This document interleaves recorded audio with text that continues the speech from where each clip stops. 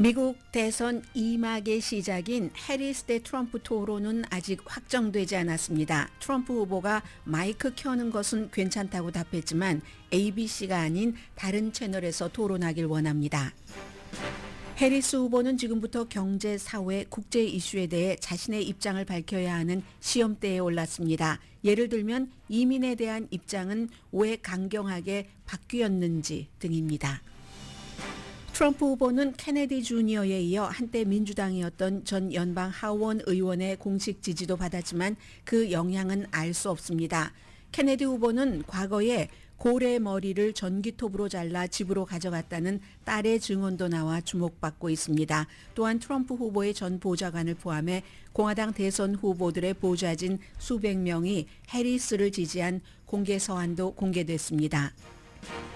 잭 스미스 특별검사가 기밀 서류 케이스를 기각시킨 판사의 판결에 항소했지만 트럼프 후보가 질 때만 의미 있는 결론이 나오게 됩니다. 라틴계 시민단체들이 텍사스주 검찰총장실이 라틴계를 표적으로 한 한밤중에 압수수색을 한다면서 법무부에 수사를 요청했습니다. 수많은 미국인에게 영향을 미칠 그로서리 마켓 기업 크로거와 알버슨 합병 재판이 시작됐습니다. 크로거 측에서는 합병을 해야만 월마트와의 경쟁에서 소비자에게 싼 식료품을 팔 수 있다고 주장하지만 원고인 연방거래위원회는 동네 마켓을 죽이고 결국은 물건값이 올라갈 것이라고 주장합니다. 메타의 마크 주커버그는 팬데믹 기간 동안 페이스북과 인스타그램의 콘텐츠를 검열하라는 바이든 행정부의 압력에 굴복한 것을 후회한다고 말했습니다. 백악관은 국민의 건강에 대해 잘못된 정보가 대규모로 유포되는 것을 막는 게 정부의 임무라고 답합니다. 러시아가 이틀 연속 우크라이나 전역에 걸쳐 전쟁 이후 최대 규모의 공습을 했습니다. 우크라이나는 전쟁 중에 러시아를 공격할 자체 무기도 개발했습니다. 이스라엘과 헤즈볼라 전쟁은 불안한 침묵을 이어가고 이란이 이스라엘에 어떤 보복을 할지가 관건입니다. 이스라엘은 52살의 인질 한 분을 하마스로부터 구출했습니다. 여러분 안녕하십니까. 오늘의 미국 강혜신입니다. 헤드라인 마치면서 그 케이블 텔레비전을 보니까 카멀라 해리스 후보가 그동안 계속 인터뷰를 해오지 않다가 8월 말 8월이 끝나기 전까지 이제 인터뷰를 한다고 약속을 했잖아요. 그 날짜가 지금 8월 27일이니까 얼마 남지 않은 것이고 이제는 그 대선 후보들 가운데서 가장 이제 큰 전환점을 맞을 수 있는 게 9월 10일로 예정된 후보 간의 토론이기 때문에 거기에 집중되고 있는데 그런데 이제 토론이 열릴지 열리지 않을지조차도 알 수 없는 겁니다. 왜 덩킹하나? 트럼프가 덩킹하나? 뭐 더킹하나? 뭐 이렇게 표현을 하는데 왜 그 권투할 때 이렇게 쫙 이렇게 피하려고 하는 그 더킹 맞습니다.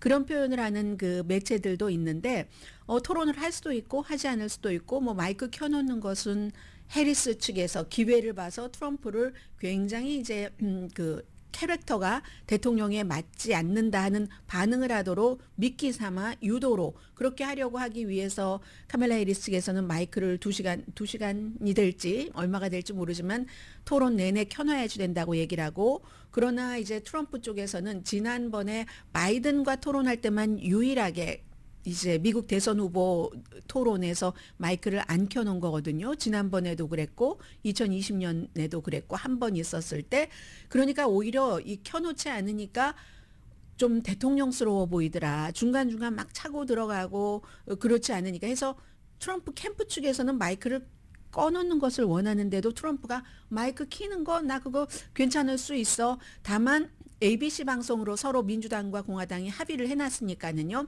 이 ABC가 아니면 좋겠어.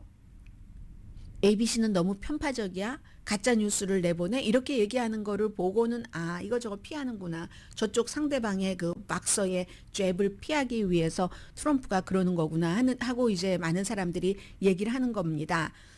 해서 이제 해리스는 두 번째 토론도 첫 번째 해보고 하자 하지만 언제 어디서든지 이런 얘기가 나오지 않고 있기 때문에 지금으로서는 확실한 것은 오히려 부통령 후보 토론 10월 1일로 예정된 그것만 확실한 거고요. 그 사이에 이제 트럼프 그 대통령 측에서 좋은 점도 있고 나쁜 점도 있고 트럼프를 정말 부패한 인간이야. 최악의 역사상 대통령이었어. 이렇게 얘기를 해왔던 사람은 로버트 F. 케네디 주니어입니다. 그런데 그 사람이 어느 날 갑자기 어느 날 갑자기는 아니죠. 계속 물밑 작업을 하면서 해리스 쪽도 타진하고 해리스 쪽에서 거들떠도 안 보니까 트럼프 쪽에 또다시 타진을 하고 해서 지금 이제 오늘 아침에 얘기하는 거 보니까 인수위원회를 이끌어달라. 위원장이라고까지 얘기하진 않았어요. 그런데 이제 터커 칼슨과 인터뷰에서 이 케네디 주니어가 한 얘기가 인수팀에서 일하자고 했다. 인수팀이라는 것은 대통령이 된다고 하면은 정부에서 어떤 사람들과 일할 텐가, 장관 인선부터 모든 그 요직, 그 인선을 관리하는 자리잖아요. 그런 얘기를 본인은 하고 있고, 그런데 이런 사람에 대해서 트럼프 그 후보는 전에 케네디가에서 가장 머리 나쁜 멍청이야. 멍청이 중에 멍청이가 로버트 케네디 주니어야 이렇게 얘기를 했잖아요. 그렇게 하고 이제 계속 얘기가 나옵니다. 원래 마약 중독자였고 오랜 동안 또 마약을 팔기도 했고 하버드 대학교 다닐 때 법대는 이 사람이 유니버시티 오브 버지니아 나왔습니다. 그런데 이제 학부는 미국 역사와 문학 해서 이제 하버드에서 공부를 했잖아요. 하버드 대학교에서 공부할 때 기숙사에서 그 부잣집 아들이 마약을 판 것으로 아주 유명합니다. 그리고 동생과 같이 마약을 한 것으로도 유명하고 그런 것뿐만이 아니라 심지어는 딸이 예전에 그 매체와 인터뷰를 했었던 그런 것들이 나오는데 우리 딸이 그 딸도 52살인가 36살인가요? 그렇습니다. 근데 이제 이 딸이 아버지가 어렸을 때 어디 해안에 고래들이 막 이렇게 밀려와 있다 하는 얘기를 듣고는 자동차를 타고 가서 집은 뉴욕에 살 때였는데 타고 가서 결국은 전기톱으로 그 고래의 목을 그냥 절단해서 차에다가 싣고 가지고 오는데 그게 이제 자동차 지붕에 그 고래 머리를 얹었대요. 그러니까 차가 막 아버지가 그 프리웨이에서 엑셀레이터를 밟을 때마다 그 주시한 뭔가가 창 안으로 들어와서 우리 전부 그 비닐봉지를 얼굴에다 차 안에 타고 있던 사람이 썼다는 거예요. 5시간 동안 드라이브를 해서 뉴욕에 집까지 오는데 입하고 코만 뚫은 비닐봉지를 쓰고 그렇게 했고 지나가던 프리웨이에서 사람들이 다 이제 손가락질하고 했었다. 이런 얘기 등등 과거의 얘기들이 너무 많이 나오고 있습니다. 지금 그 케네디 주니어에 대해서는.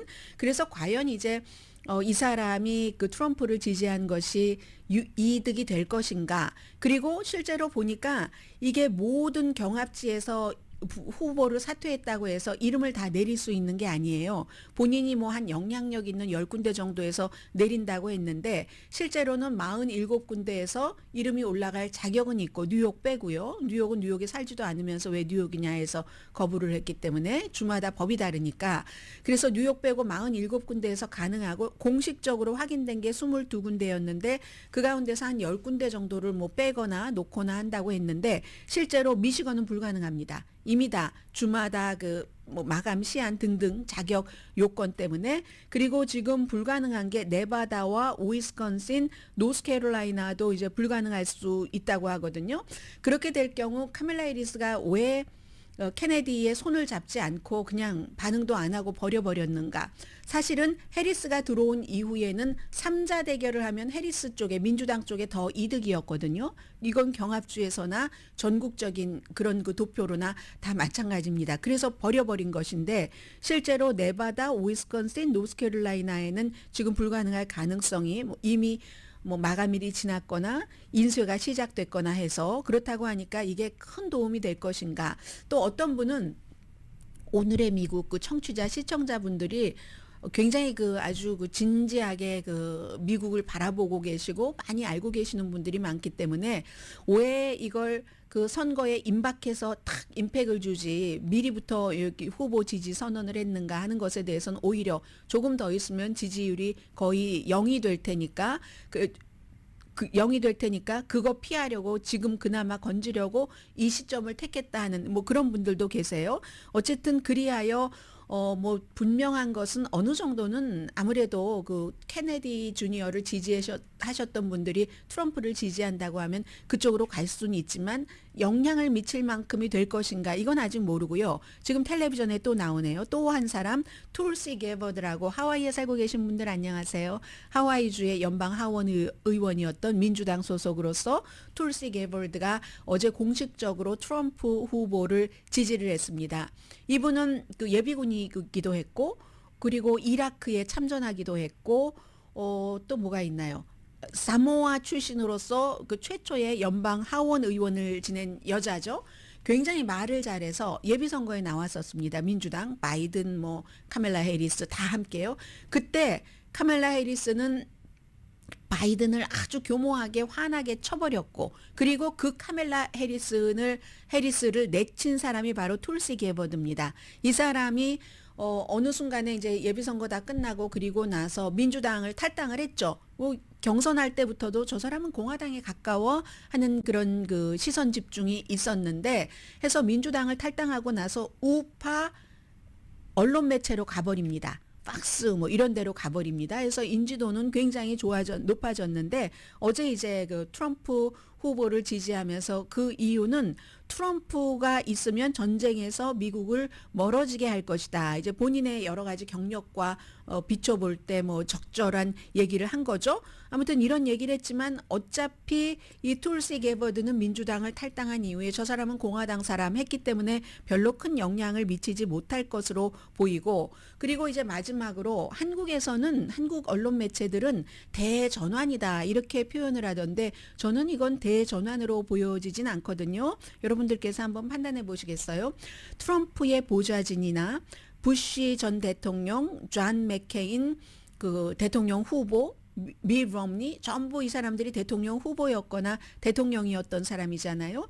그런 캠프에서 일을 했었던 약 200명의 보좌진 그리고 이제 이 가운데는 이번에 민주당 전당대회에서 연설을 한 뭐 공화당의 뭐 애덤 킨징걸 뭐 하원 의원 같은 사람들도 포함이 되는데 해리스 후보를 지지한다는 공개 서한을 만든 것이 이제 어제 공개가 됐거든요. 이 내용은 이제 공화당 내부의 분열을 보여주는 거고 심지어 트럼프의 전 보좌진조차 이 사람들이 해리스와 그 팀 월즈를 우리가 지지하는 것은 이념적으로 맞지 않는 게 참 많다. 우린 공화당이기 때문에. 그러나 도널드 트럼프의 그 혼란스러운 리더십을 우리가 4년 더 겪어야지 되는가? 그렇다면 이번에는 정말 프로젝트 2025 트럼프는 자꾸만 거리를 두려고 하지만 헤리티지 재단에서 트럼프 임기 2기를 위해서 마련한 여기서 저는 가장 많은 사람들에게 영향을 미칠 것이라고 생각되는 것은 메디케어 같은 것을 결국은 지원을 하지 않는다는 얘기잖아요.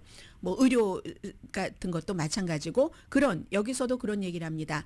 프로젝트 2025의 그 위험한 목표를 추진하는데 집중할 것이다. 그렇게 되는 경우 평범한 사람들에게 피해를 많이 주고 사회복지 그 시스템 같은 것은 없애버린다는 게 목표니까요. 그리고 민주주의의 신성한 제도를 약화시킬 겁니다. 또한 미국 밖에서는 트럼프의 추종자 J.D. 벤스 부통령 후보가 블라디미르 푸틴과 같은 독재자에게 머리를 숙이고 우리 동맹국에게 등을 돌리면서 민주주의가 정말 돌이킬 수 없는 정도로 앞으로 4년 동안 위태로워질 겁니다. 이렇게 얘기를 했거든요. 그러니까 maybe 한국에서는 많은 매체에서 대전환이다라고 얘기하는 것 같은데 대전환 아니라고 봅니다. 저는 이건 늘 있어 왔던 일이고 트럼프에게 있어서는 그리고 지난번의 선거에서도 공화당이 얼마나 많이 뭐 링컨 프로젝트에서 트럼프를 지지하지 않는 트럼프에 반대하는 오히려 민주당을 지지하는 이런 일들을 해왔기 때문에 별로 큰 영향을 미치리라고 보지는 않지만 어쨌든 공화당이 단합하고 있지 못하다. 민주당과 달리 민주당이 엄청나게 단결하고 있는 동안에 그 정도는 보여줄 수 있는 거고요. 그리고 또 낙태에 대해서 부통령 후보가 대통령이 지금 의회에서 뭐 상원 하원을 다 다수당으로 가져가는 게 공화당의 목표잖아요. 해리스 이후에 이게 약간 좀 꿈이 멀어지는 것 같이 보이기는 하지만 아직도 가능성이 높은 거죠. 그렇게 될 때 전국적인 낙태 금지 법안을 이제 의회에서 통과시켜서 가지고 오더라도 대통령은 여기에 서명하지 않을 겁니다 하는 얘기가 오히려 역효과를 내고 있다는 지적이 많습니다. 진보는 어제 말씀드린 것처럼 엘리자베스 워렌 연방 상원의원 누가 그 말을 믿어. 어차피 이 그 프로젝트 2025 여기는 낙태 금지에 대해서는 트럼프와 벤스 입장보다도 더 강하게 금지한다는 것을 청사진에 넣어놨거든요. 그리고 보수 쪽에서는 아니 이거 뭔 소리야 낙태 금지 이런 거 하라고 투표를 지난번에도 해줬고 그렇기 때문에 연방 대법관 그런 사람을 3명을 지명한 것에 칭찬을 해주고 이번에 다시 투표하려고 했는데 뭐 슬금슬금 민주당 쪽으로 그 이슈를 가져간다고 해서 이것도 어떻게 될지 모르는 겁니다. 그러니까 한마디로 지금까지 카멜라 해리스가 등장한 이후에 트럼프는 카멜라 해리스를 무찌를 만한 어떤 묘안을 차단하지 못하고 있다고 할까요? 지금 딱 그 갑자기 등장한 해리스이기 때문에 트럼프에게 굉장히 힘든 상태입니다. 지금 그게 공화당의 입장이고요. 민주당은 지금부터 해리스 후보가 정말로 이제 바람 부는 그 언덕에 서 있는 거죠. 지금까지는 온실 속에서 그것도 아주 본인에게 적합한 빛과 물과 뭐 기온 이런 것을 가지고 여기까지 이제 왔어요. 허니문으로 왔는데 아직까지도 허니문 분명합니다. 그런데 지금부터는 제가 경제 이슈에 대해서는 9시 35분경에 전해드릴 텐데요. 사회 이슈와 외교 정책 몇 가지를 말씀을 드리겠습니다. 이런 것에 대한 시험대에 오른 겁니다. 오늘 뉴욕타임스가 카멜라 해리스에게 21가지를 우리가 물어보고 싶다 하고 질문을 제기한 게 있는데 이걸 보면서 제가 마지막에는 대한민국은 여기에 또 들어가지는 않는구나. 뭐 간접적으로는 들어가지만 그런 생각을 했는데요. 우선 사회적인 이슈로는 9번째 질문이었는데 전국적인 낙태 법안을 막기 위해서 어떻게 할 것인가. 이 문제 10번째는 이민에 대해서 전에는 어떤 그 불법 그 체류자나 이런 사람들에게 굉장히 온건하더니 어떻게 그렇게 갑자기 강경해졌지? 국경 문제라든가 왜 이렇게 진화했는가 본인이 그 이유를 설명하라고 할 것이고 그리고 11번째는 4년 전에는 더 많은 경관이 있다고 해서 어떤 사회가 안전하지 않다. 말하자면 근본적인 문제 같은 것을 치유해야 된다는 것을 강조를 했었던 거잖아요. 그런데 왜 지금 무조건 경관 수만 늘린다고 공공 안전이 이루어지지 않는다고 얘기를 해오더니 뭐 시대에 뒤떨어진 생각이다. 이렇게 얘기해 왔는데 지금도 똑같은 생각인가. 외교 정책에 있어서 우크라이나를 지지하는 것이 바이든 행정부 시대에 굉장히 조심스러웠는데 물론 뭐 부통령이 대통령과 같은 배를 타고 있지만 부통령이 할 수 있는 역할은 많지는 않습니다. 너무 조심스러웠는데 무기 지원에 있어서 그랬잖아요. 3차 대전이 일어날 수도 있다. 이거 푸틴의 기분을 아주 상하게 하면 큰일 난다. 조심조심 해왔는데 본인이 대통령이 된다면 더 공격적으로 우크라이나 무기를 지원할 것인가. 그리고 우크라이나는 지금 러시아에게 잃어버린 땅을 완전히 100%다 찾지는 못할 텐데 그렇다면 전쟁의 끝은 어디인가. 어떤 방법으로 할 것인가. 이스라엘과 팔레스타인 평화의 길에 대해서 딱 두 국가가 팔레스타인은 아직 국가가 아니지만 다 어떤 권리가 있다고 하는데 그럼 해결책은 무엇인가? 그리고 바이든 그 대통령은 사우디아라비아와 굉장한 거리두기를 해왔는데 사실 사우디아라비아가 이번에도 보니까 필요하지 않던가 중동 정책에 있어서 본인은 어떻게 할 것인가. 이란은 지금 핵무기를 완전한 세련된 핵무기를 갖는데 무척 가까워졌는데 핵이 있는 이란과 함께 살 것인가 아니면 이것을 끝까지 막을 것인가. 대만에 대해서는 바이든 대통령은 열심히 중국이 침공하면 우리가 막겠다라고 적극적으로 얘기를 했는데 중국이 침공하면 어떻게 할 것인가. 그리고 트럼프는 미국의 동맹국을 비난하면서 서구 유럽, 일본, 캐나다 무슨 뭐 방위비 여기 한국도 포함되죠.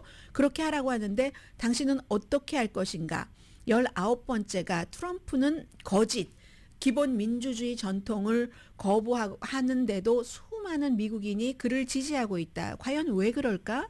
그런 트럼프를 그 같은 행동을 하고 말을 하는 트럼프를 매력적으로 느낄 만큼 미국 사람들은 지금 미국 생활에 좌절감을 느끼고 있다고 생각하는가. 20번째는 바이든이나 힐러리 클린턴보다 트럼프가 민주주의의 위협이다 하는 것을 덜 강조하더라. 해리스는 반면에 트럼프를 굉장히 조롱하는 거, 무서워서 뭐 안 하지? 내가 무섭지? 이런 식으로.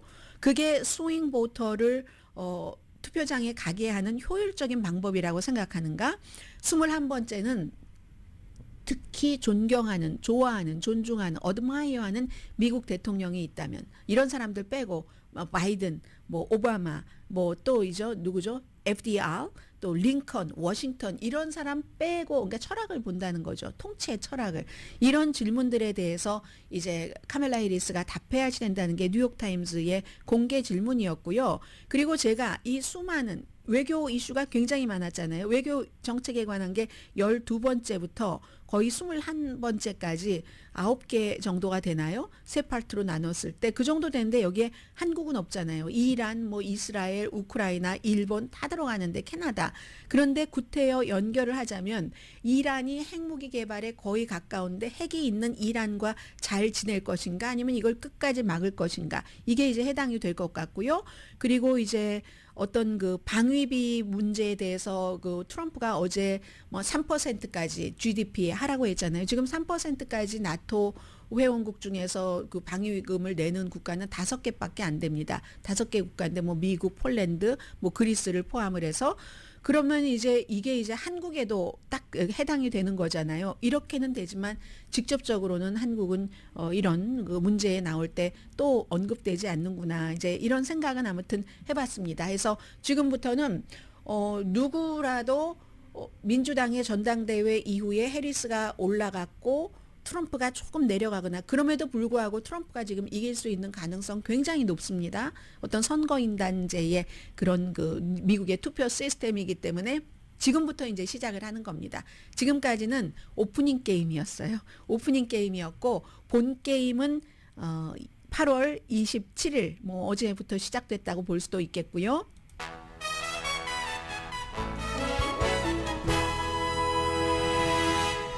오늘의 미국은 전문가가 추천하는 이민법, 가정법 전문 재인정 종합법률사무소, 총 20억 달러 승소, 교통사고와 상해 전문 브라이언 타필라와 CG 변호사 그룹, 집융자 홈에퀴리 라인업 크레딧, 급한 하드머니도 정말 쉽게 잘하는 융자나라 공동 후원입니다. 자, 잠시 뒤에 오늘 미국 그 주요 신문의 탑뉴스도 좀 보겠고요.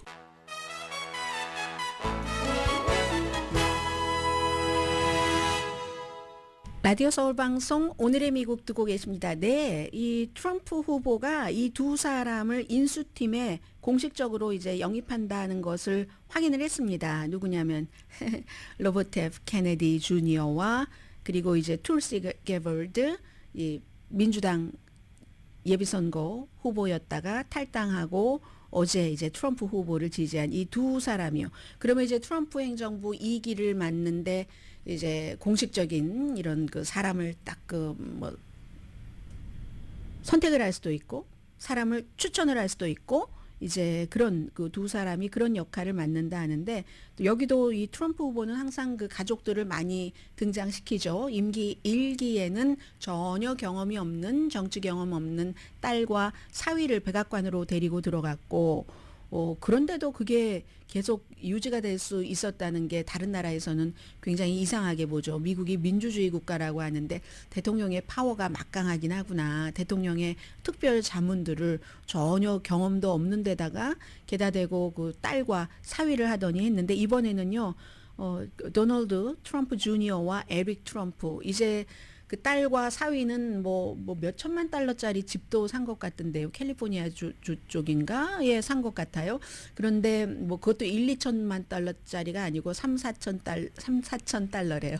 3, 4천만 달러 정도 이제 집을 또 산 것 같은데 플로리다에도 당연히 집이 있고요. 뉴욕에도 있겠죠. 이번에는 그 딸과 사위가 하지 않는다고 하니까 큰아들과 둘째 아들이 도널드 트럼프 주니어와 에릭 트럼프가 여기에 이제 무슨 의장직을 명예의장직을 맡고 있답니다. 자, 이렇게 해서 이제 어느 정도 이제 그러니까 선거 캠페인은 캠페인대로 가면서 내가 대통령이 당선이 됐을 때에 그 일까지 이제 동시에 가야지 되는 거죠. 지금 시점이 이제 그런 시점입니다. 선거가 어차피 2달보다 조금 더 남았기 때문에 이제 70일 정도 남았나요? 11월 5일입니다. 그런데 이제 오늘 그 뉴욕 데일리 뉴스를 보면은 앞에 말씀을 드렸었던 이 로버트 케네디 주니어라는 사람이, 많은 사람들은 로버트 케네디 주니어의 뭐 여러 가지를 또 좋아할 수도 있겠죠. 이 사람이 삼촌이, 그러니까 존 F 케네디가 대통령이 될 때가 한 8살인가 그랬거든요. 8살 아니면 6살이었습니다. 그리고 이제 아버지가 돌아가셨을 때가 로버트 케네디 그 법무장관이고 민주당의 예비선거 후보가 암살됐을 때가 14살이었는데, 그때 이제 아버지, 이쪽에 엠베서더 호텔이잖아요. 저희 회사에서 가까운, 지금은 학교가 됐지만 그 터가 거기서 연설을 할 때 이제 현장에 있었고, 그래서 당시에 이제 부통령의 그 비행기를 타고 이제 뭐 어딜 가고 뭐 이런 그 충격이 이제 있는 사람이죠.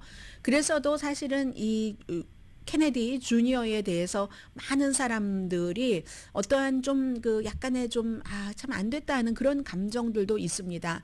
그래서 이제 이 아이가 14살 때 아버지의 그런 그 암살을 경험을 하고 나서 15살 그때부터 이제 뭐 마리화나로 뭐 이제 그 수사받고 이런 건 수도 없이 많고, 그게 이제 헤로인으로 코케인으로 가서 29살 때까지는 아주 공식적으로 그런 그 마약 중독자가 되고, 그리고는 아주 이상한 행위를 너무 많이 하는 겁니다. 뭐 한국 개고기 사건도 있었고, 또 뭐 새끼곰 죽은 것을 뭐 센트럴파크에 사람들 재미있으라고 갖다 놓은 게 이게 10대 때가 아니라 60살 때 그랬다는 게 저는 조금 놀라웠고요.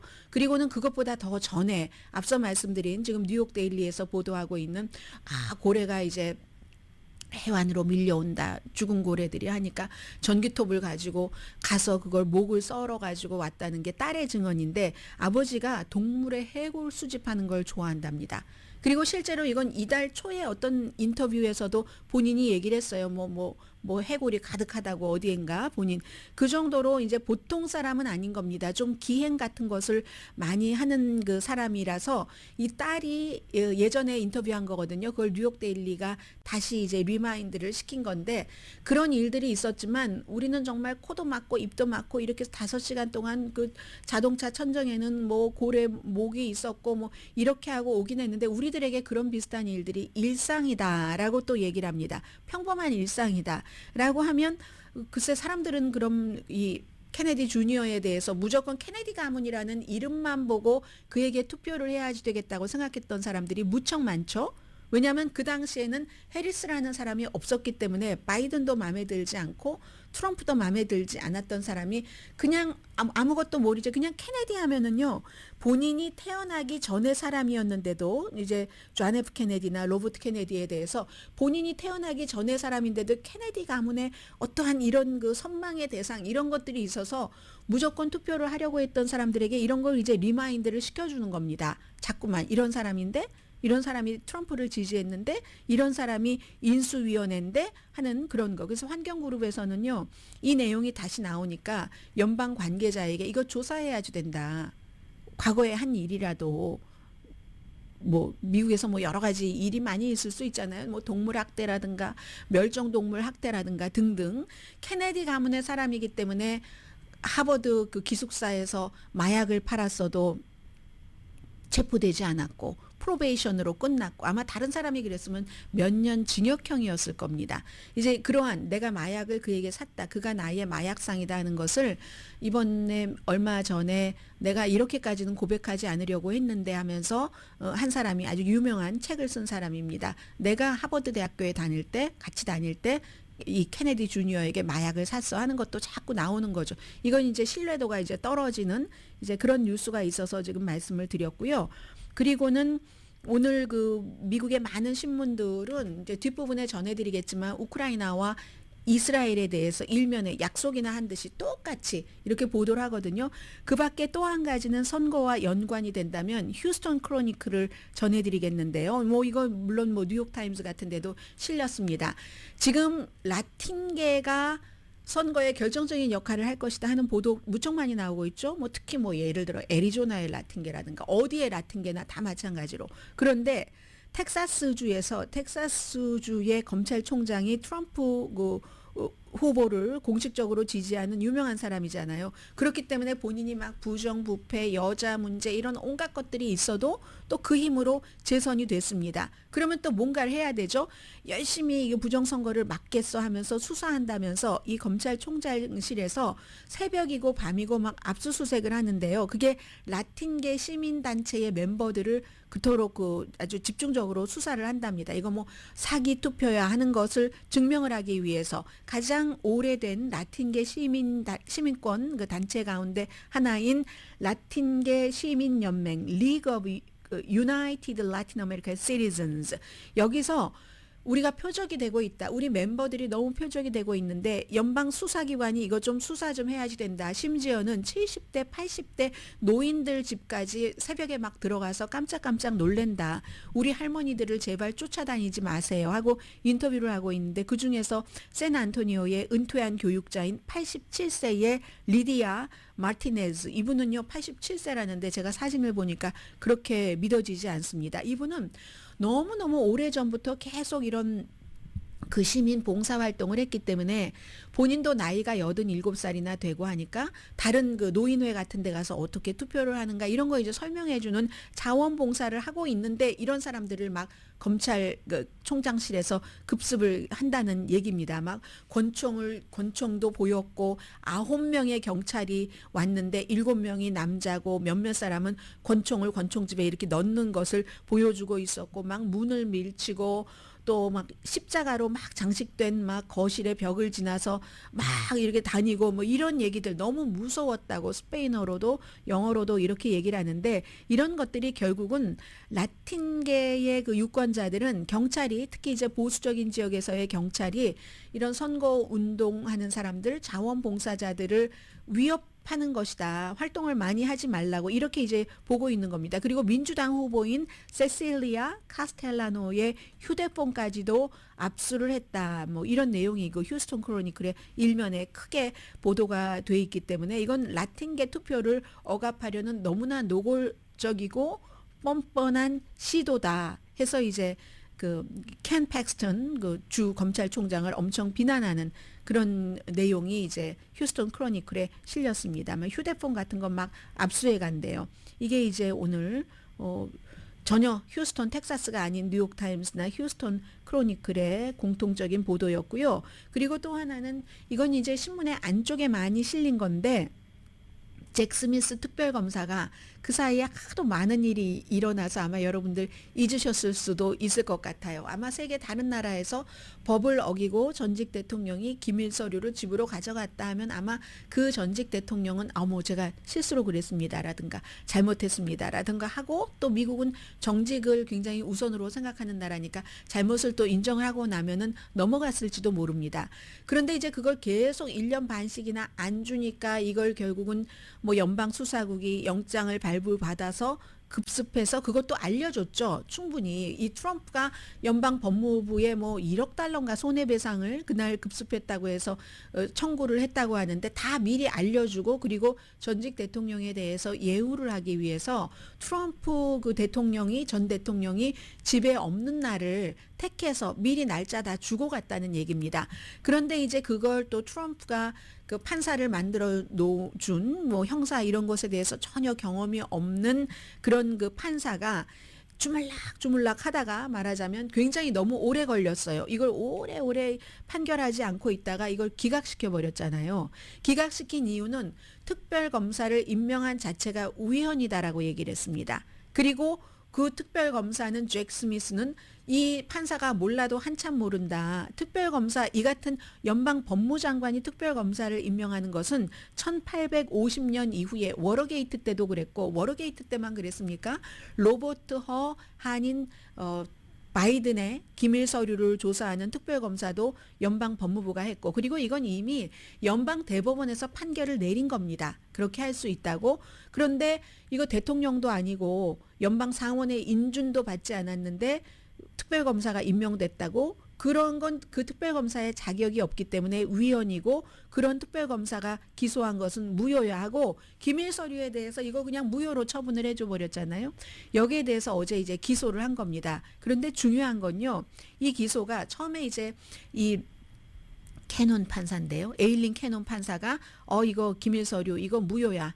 뭐 특별검사 그 자체가 위헌이었으니까 임명이 했었을 때 굉장히 많은 그 법조계에서는 놀랐었고 그리고 이제 놀란 것도 놀란 거지만 아무래도 선거 있기 전에 이 같은 판결이 나오면 트럼프 후보가 기밀 서류를 잘못 가지고 갔구나. 잘못 가지고 간 건 아니구나 하고 유권자가 판단을 할 수 있는데 그게 이제 질질 끌다가 어차피 지금도 안 돼요. 지금도 안 되고 분명한 건 하나는 그 스토리는 그 가운데 많이 있지만 트럼프 측에서 이제 이걸 30일 안에 이 케이스에 대해서 답을 해야지 되고요.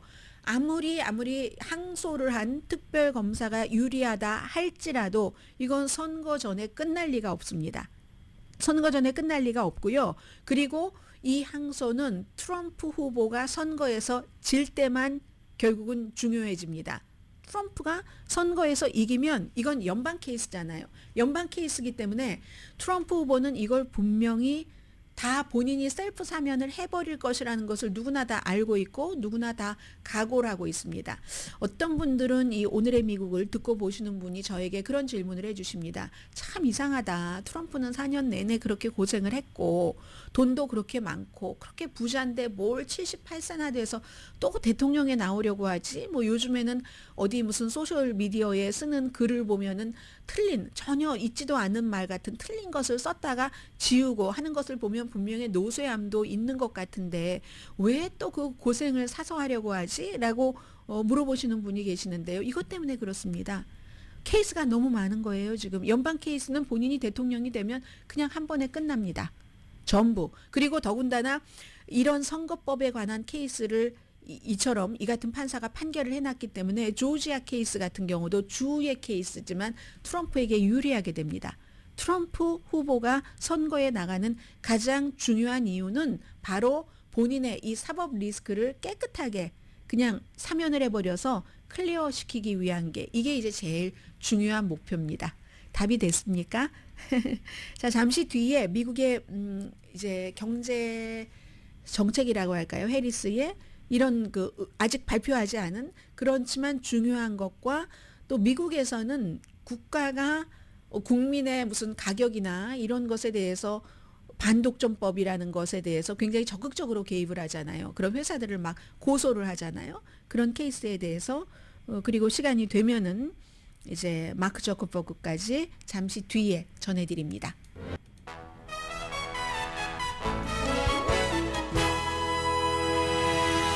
라디오 서울 방송 오늘의 미국 듣고 계십니다.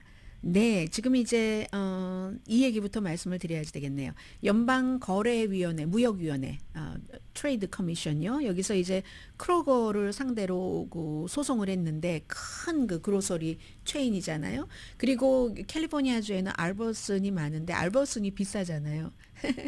해서 뭐 알버슨이 특별히 뭐 좋은 물건을 가져다 놓나 뭐 그럴 수도 있지만 물건값은 결국은 수요와 공급 뭐 이런 원칙에 따라서 또 살 때 많이 사면은 싸잖아요. 이 알버슨은 그걸 못하는 겁니다. 이 월마트에 비해서 당연히. 그리고 크로거도 그걸 못해서 지금 그 크로거라는 그 마켓이 두 번째로 큰 규모고 알버슨이 네 번째라고 하네요. 제법 많은 곳은 많은가 보죠. 월마트가 1위죠.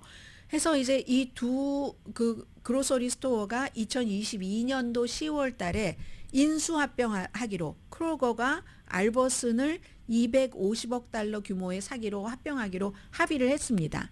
합의를 했는데 이게 합의만 한다고 되는 게 아니라 승인이 있어야지 되잖아요. 그걸 이제 올해 초에 바로 이 연방 그 무역위원회에서 소송을 한 겁니다. 이건 반독점법 위반이다. 하고 이제 어제부터 재판이 시작됐거든요. 이거 포틀랜드 지방법원에서 심의를 합니다. 아마 몇 주일 걸리겠죠. 우리는 월마트와 차이를 줄이려면 이게 두 마켓이 합쳐져서 물건을 싸게 사면 손님들이 물건을 싸게 살 수 있도록 엄청 좋아질 것이다 라는 게 이 마켓 측의 주장이고, 연방무역위원회 측에서는 아니다. 그 동네 마켓들은 어떻게? 빅 체인이 아닌 하나하나의 무슨 예를 들어 소수인종의 어떤 코리안 아메리칸 마켓, 이런 마켓들은 어떻게 하라고. 또 이 일자리는 막 합치고 나면은 당연히 감원이 있을 것 아니야. 결국은 물건값도 상승할 거야. 독점에 의해서. 이게 이제 항상 독점법 위반을 할 때 주장되는 그런 일이잖아요. 그러니까 이제 아니다. 이 크로거의 변호사들은 우리는 합병이 되고 나면 즉시 알버슨의 상품 가격을 훨씬 싸게 만들 것이다 하는 거고, 이건 이제 판사가 판결을 하겠죠. 완전히 그 법적인 증거만을 가지고. 월마트와 경쟁을 하기 위해서는 방법이 이 방법밖에 없다, 이렇게 그 얘기들을 하고 있습니다. 근데 이것도 역시 대선과도 연관이 되는 거죠. 이건 말씀드린 대로 몇 주일 안에 이제 소송이 끝나고 결과가 나오기 때문에 어떤 소비자들은 이거 봐, 정부가 이렇게 일반 사람들의 물건값을 싸게 해주기 위해서 저런 일도 하는구나 할 수 있겠고, 또 그걸 싫어하는 사람들은 정부가 저렇게 민간에서 자유시장 체제로 돌아가야지 저렇게 다 본인들이 관리를 한단 말이야. 더군다나 이 같은 선거철에 이런 얘기를 하죠. 그리고 이제 노조는 노조대로 우리가 이게 많이 합병되면 우리가 이게 안 되는 거지라고 생각을 할 수 있을 테고, 일반인들은 지금 식료품 비용이 아주 비싸니까 이 여러 가지 의미로 다 생각을, 이거 대선판 이슈 맞습니다. 그리고 이제 카멜라 해리스가 답을 해야지 될 그 뉴욕타임스가 물어본 경제에 관한 질문은 이런 것들이 있죠. 지금 집을 처음 사는 사람한테 뭐 25,000달러를 보조를 한다. 그랬는데 그러면 유급 휴가라든가 유니버설 프리스쿨, 이 킨더가든도 다 무료로 하는 거, 이런 것에 대해서 어떤 생각을 갖고 있는가 질문을 했고요. 40만 달러 이상 버는 사람들에게만 세금을 올린다. 이게 바이든의 세금 정책이잖아요. 이걸 그대로 고수할 것인가 아닌가. 왜냐하면 이 문제는요, 바이든의 세금 정책인데도 불구하고 워싱턴 포스트 같은 곳은 사설에서 반대를 했잖아요. 지금 연방 빚이 너무 많이 늘어나고 있는데 40만 달러가 안 되더라도 세금을 조금 올려야지만 될 것이다 하는 그런 주장을 이제 뒷받침한 질문이고요. 또 인기 영합적인 그 정책을 바이든 대통령이 많이 했습니다. 많이 했는데 뭐 예를 들어서 자유무역에 대해서 어느 정도 좀 회의감을 느낀다던가, 트럼프 후보와 마찬가지로 뭐 중국에 대한 관세라든가, 그리고 뭐 제조업을 막 보조해주고, 다른 나라에서 아니 미국이 저럴 수가 있어 했잖아요. 카멜라 해리스 당신도 그럴 것인가. 그리고 독점 규제에 대해서 물어봤네요. 독점 규제를 강하게 지금 하고 있는데, 특히 이건 이제 리나 칸 연방무역위원회의 이 리나 칸 책임자가 하고 있는데, 빅테크에 대해서도 집중을 많이 하고 있잖아요. 이런 거 빅테크에서 캠페인 돈 많이 받고 있는데 그래도 앞으로 대통령이 돼도 할 것인가? 기후변화에 대한 보조금을 어떻게 할 것이며, 그로서리 값 규제, 전문가들은 여기에 동의하지 않는 전문가들도 많이 있기 때문에요. 물론 어떤 심보 나쁜 사람들은 때는 이때다 하면서 막 물건값을 올리고 할 수도 있지만, 그러한 팬데믹 때 올랐던 것이 거품이 많이 빠졌기 때문에 그런 것 같고요. 이런 일들, 아무튼 이런 것들을 이제 질문을 하고 싶다라고 얘기를 하고 있고, 카멜라 해리스는 답변을 해야지 되고, 여기서 하나 말씀드리고 싶은 것은 바이든 대통령이 인기 영합적인 정책도 많이 했다라고 말씀을 드렸는데요. 그것은 바이든 대통령이 막 3번이나 도전을 하고 하면서도 안 됐고, 항상 그 민주당과 그러니까 공화당과의 싸움에서는 이겼잖아요. 선거에서 져본 적이 없어요. 근데 민주당 내부에서 늘 인정을 안 해주잖아요. 그 오바마도 그랬고, 뭐 이런 식으로 지금 이번에는 유권자도 그랬고 해서 늦게 대통령이 됐기 때문에, 78세 때 늦게 됐기 때문에 본인이 평생 아주 젊었을 때부터 꿈꿔왔었던 대통령의 꿈을 실현하기 위해서 마음이 조금 급했었던 것도 있는 것 같다. 젊은 사람들은, 아니 많은 전문가들 가운데서는 그렇게 그 표현하는 사람들도 있습니다. 그렇기 때문에 해리스가 대통령이 돼야지만 그런 것까지도 감싸지면서 바이든이 훌륭한 그 자리를 결국은 양보한 사람이 되고 그게 아니라 이제 다른 쪽에서 대통령이 되면 그 모든 것까지 왔다 갔다 하면서 인기 영합주의에 휘둘렸었다는 그런 그 대통령으로 기록될 수도 있다는 그런 얘기는 남아 있다는 건 말씀드리고요. 마크 저커버그가 이게 이제 하원에 이제 공개적으로 편지를 보낸 건데 공화당 하원 법사위원회 이제 하원이 공화당이 다수당이니까 당연히 법사위원장도 공화당이죠. 그런데 지나가고 보니까 팬데믹 때 코비드 19 때 바이든 행정부에서 우리를 엄청 압박을 했다. 압박을 했는데 그 압박에 굴하지 말았어야지 됐다. 앞으로는 절대 굴하지 않겠다. 이런 거거든요. 이게 이제 백신에 대해서 반대하는 게시물이라든가 이런 것을 바이든 행정부에서는 굉장히 단속을 해라. 소셜미디어에서 검열, 단속이라기보다 검열을 해라 했고 실제로 검열을 했습니다. 예를 들어서요.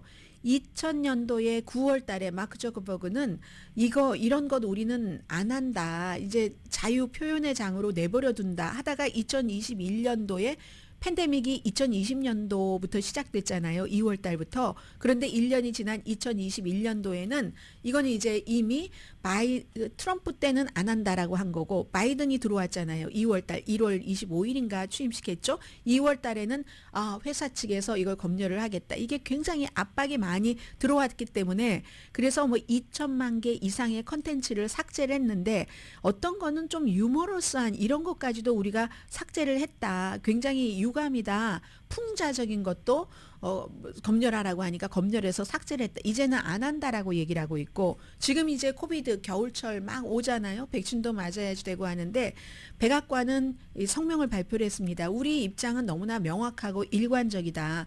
테크놀로지 업계 다른 어떤 기관에서도 국민의 건강에 영향을 미친다고 생각할 때 그건 다 정부에서 고려를 해야지만 된다. 그리고 판단은 뭐 여러분들께서 하시면 되고요. 네, 후원해 주시는 분들부터 말씀드리고 나서 나머지 시간에 전해드리겠습니다. 오늘의 미국은 전문가가 추천하는 이민법, 가정법 전문 재인정 종합법률사무소, 총 20억 달러 승소, 교통사고와 상해 전문 브라이언 타필라와 CG 변호사 그룹, 집융자 홈에퀴리 라인업 크레딧, 급한 하드머니도 정말 쉽게 잘하는 융자나라 공동후원이었습니다. 10시에 브라보 마이 라이프 방송됩니다. 네, 그래도 제가 시간을 조금 가졌습니다. 미국의 여러 가지로 정말 중요한 것이 이스라엘과 하마스, 이스라엘과 이란인데요. 이스라엘과 그 헤즈볼라의 관계는 어느 정도 이제 일단 멈춤. 이란이 이스라엘에 대한 보복을 어떻게 할 것인가를 이랬다 저랬다 얘기하고 있기 때문에 아직 모릅니다. 그 사이에도 인질 한 분이 구출됐고 108명이 하마스의 인질이 잡혀 있고 우크라이나의 경우는 지난 이틀 동안 전쟁이 시작되고 30개월 중에서 가장 집중적인 공습을 받았습니다. 뭐 기간 산업도 공습받았고 사망자도 있고 그래서 이제 우크라이나도 미국에 지금 그 러시아 내부를 공격하려고 하는 목표물을 지금 오늘 내일 사이에 제시를 한다고 하거든요. 그리고 미국의 승인 없이 러시아 내부를 공격할 수 있는 자체 미사일 드론, 뭐 하이브리드 어떤 뭐 이름이 있어요. 그것도 개발했다라는 얘기가 나오는 것 보니까 끊임없이 뭔가 멈춰져 있는 것 같으면서도 끊임없이 출렁이는 이스라엘, 하마스, 헤즈볼라, 이란 그리고 우크라이나, 러시아입니다. 강혜신이었습니다.